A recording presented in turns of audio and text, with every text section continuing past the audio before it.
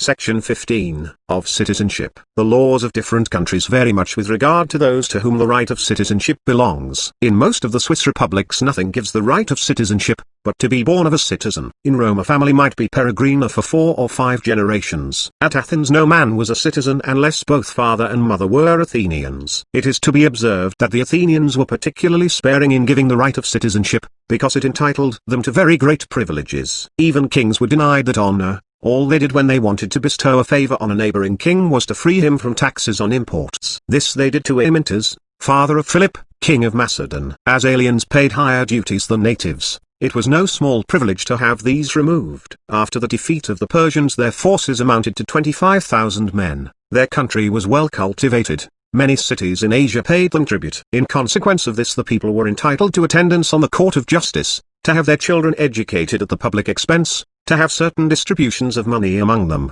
with many other emoluments. If the number of citizens increased, these privileges would not be so valuable, and therefore they were very jealous of it. As whoever comes into a parish in England must give a bond not to be burdensome to it, so, in all little republics where the number of freemen are small and election in the hands of a few, citizenship is of great importance. But in a large city such as Rome it was a very small compliment, and accordingly they made whole provinces citizens at once. In Britain one born within the kingdom is under the protection of the laws, can purchase lands, and if of the established religion, can be elected to any office. In great states the place of birth makes a citizen, and in small ones the being born of parents who are citizens. In like manner the incapacity of being a citizen is different in different countries. By the old laws of Rome, and of every barbarous nation, the goods of every person who came within their territories were confiscated, and he himself became a slave to the first person who happened upon him. By a law of Pomponius, if he came from a nation at peace with Rome, he was treated as the law prescribed. In barbarous countries they have but one word to signify a stranger and an enemy. At Rome every stranger was hostis,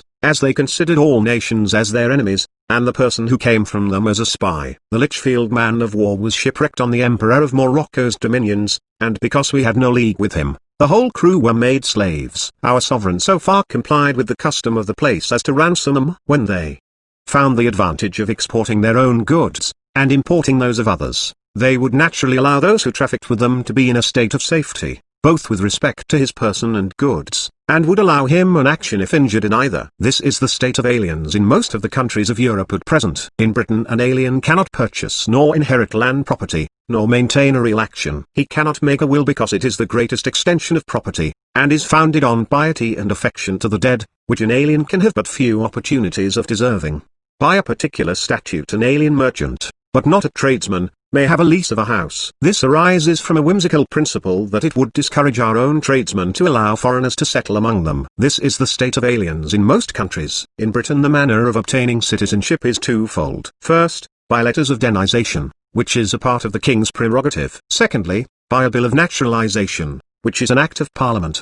By the former an alien is capacitated to purchase lands and to transmit them to posterity if subjects of Great Britain, but he cannot inherit, because as the king is heir of aliens he may transfer his own right, but cannot take away the right of the person who ought to succeed. A denizen alien may inherit an estate bequeathed to him, but to be capable of inheriting in all respects, an act of naturalization is necessary, by which he has a right to all the privileges of a freeborn subject. When King William came to the throne, naturalized aliens were made peers. As many Dutch families came over with him, it was natural to suppose that he would favor them with every privilege. The English, offended at this partiality, made an act declaring that there should be no act of parliament for the future by which they should be allowed such emoluments. As in most countries they are not allowed the right of transmitting lands, it was unnecessary that they should have an action for it. Neither in England nor in Germany are aliens allowed to make a will. In Saxony there was made a very equitable law that aliens from countries where they were allowed no privileges, should be allowed none among them. In Rome it was the right of citizens only to make a will. It is to be observed with respect to aliens,